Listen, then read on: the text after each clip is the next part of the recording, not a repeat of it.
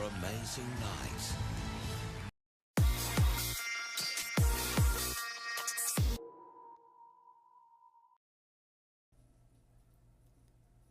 So hello guys, welcome sa ating YouTube channel. And dahil nga trending ngayon itong Unli Energy dito sa Axie Infinity. And ako din minsan meron akong nakalaban na Unli Energy. So I decided na gumawa ng video para ma-double check natin kung legit ba talaga na may cheater or nagkamali lang tayo ng bilang sa energy. So, alamin natin yan guys. Dito sa video na to, ito yung laban ko kanina sa arena. I-check natin mabuti yung mga cards ng kalaban and bilangin natin yung energy na magagamit niya.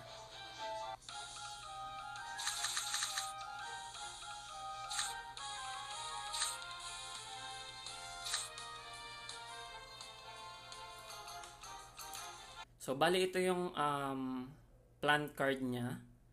Meron siyang vegetal bite, is still 1 energy sa kalaban kapag kinombohan mo siya ng isa pang card. And also meron siyang carrot hammer na makakagain siya ng energy kapag nabasag tong shield na to. So ito naman yung card ng beast niya. Meron siyang energy destroy card. Meron din siyang gain ng energy sa bawat critical strike. And meron din siyang 0 energy na card na plus energy din sa kanya.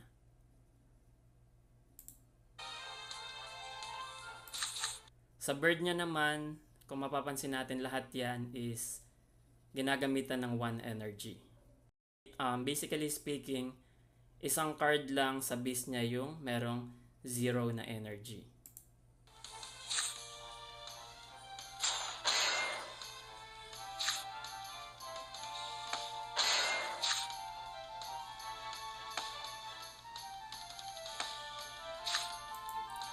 Ayun, so kung mapapansin natin yung round 1, gumamit siya ng 2 energy.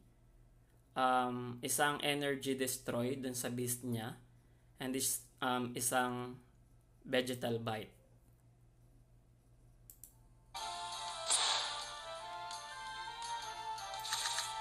So sa round 1 meron siyang natirang isang energy plus 2 sa round 2, so ina-expect natin na meron siyang 3 energy.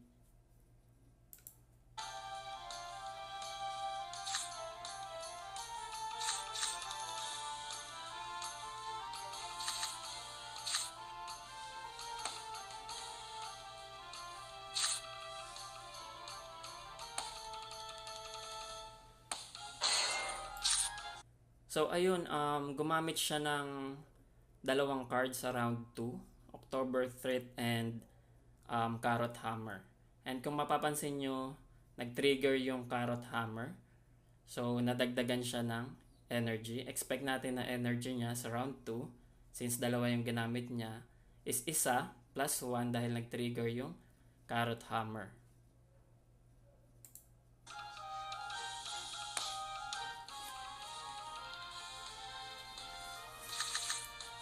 So sa round 3, plus 2 na ulit siya, meron na siyang 4 na energy. Tingnan natin kung anong gagawin niya sa round 3.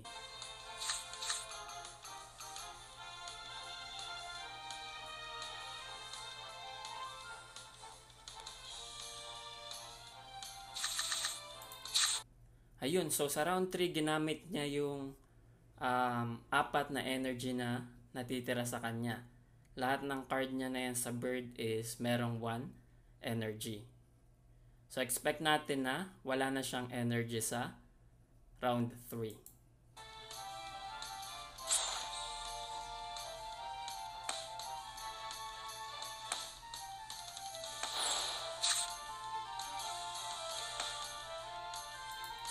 So ayun, kung mapapansin nyo, hindi na nag-trigger yung vegetal bite natin dahil wala na nga siyang energy.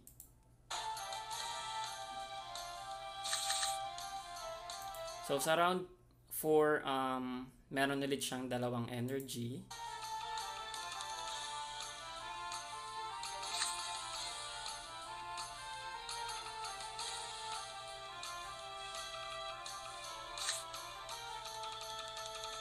Ayun, so nag-pass siya. So expect natin sa round 5, meron na siyang 4 na energy.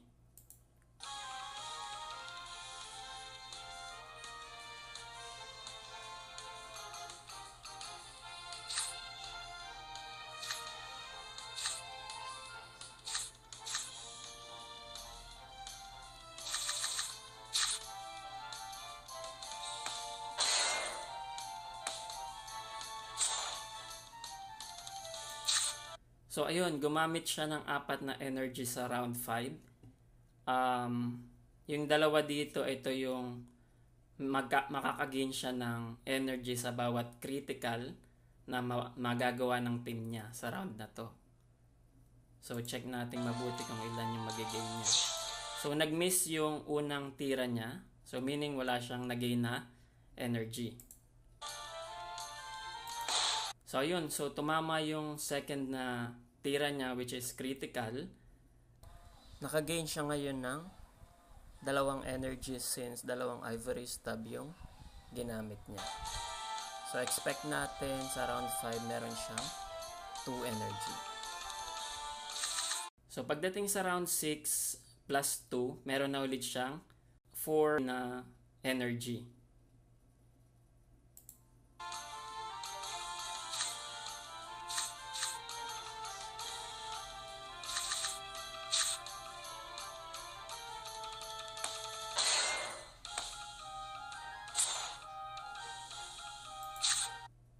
Ayun, gumamit siya ng energy destroy na merong 1 energy.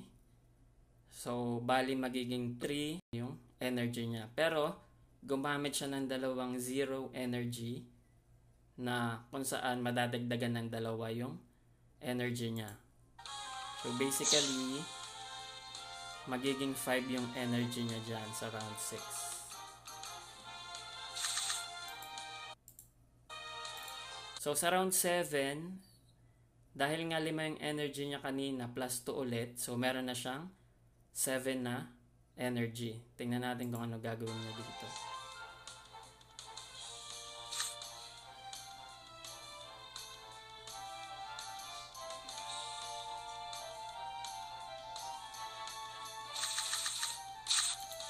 So ayun, gumamit ulit siya ng 4 energy sa round 7. Nag-full attack ulit siya sa bird niya. So, expected energy niya ay 3 na lang.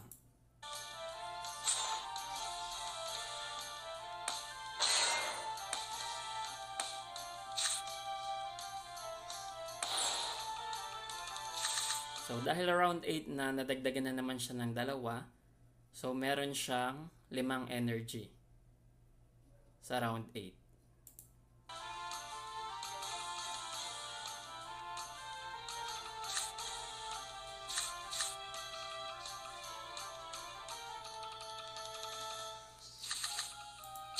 So, gumamit siya ng 3 energy.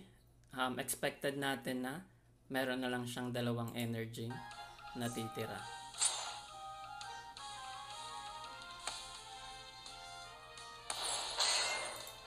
Dahil around 9 na, nadagdagan na naman siya ng 2 energy. So, total energy niya is 4 na.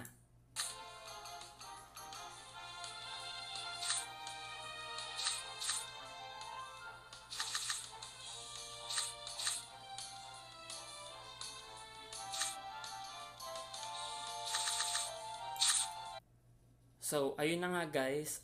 Kanina, during sa laban namin, akala ko talaga only energy yung kalaban ko. Kasi dahil nga nakafocus ako sa game, hindi ko na masyado napansin yung 0 energy na card ng beast niya. So, ganun nga rin siguro tayo minsan, no?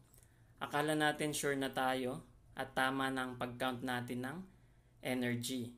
Pero ang totoo, nagkamali pala tayo ng bilang. Katulad ng tail slap ng Aqua, minsan kapag meron tayong kalaban na AAP, ayan, So minsan yung dalawang aqua nila merong parehas na tail slap. So minsan hindi natin nasasama sa counting yung nagigain na energy nila dahil zero nga lang, zero energy lang yun. Then magkakaroon din sila ng energy pag ginamit nila yung card na yun. So kaya akala natin only energy sila. So pero if ever man na totoo talaga na merong only energy, kapag meron din akong na-encounter at may record ko, i-upload ko na lang ulit. Ayun, so far wala pa talagang evidence na merong only energy dito sa Axie Infinity. So mas mabuti din siguro na i-record natin ang bawat laban natin para ma-double check natin kung tama ba talaga ang counting natin. So ayun guys, maraming salamat sa panonood. Kita-kits tayo sa next video.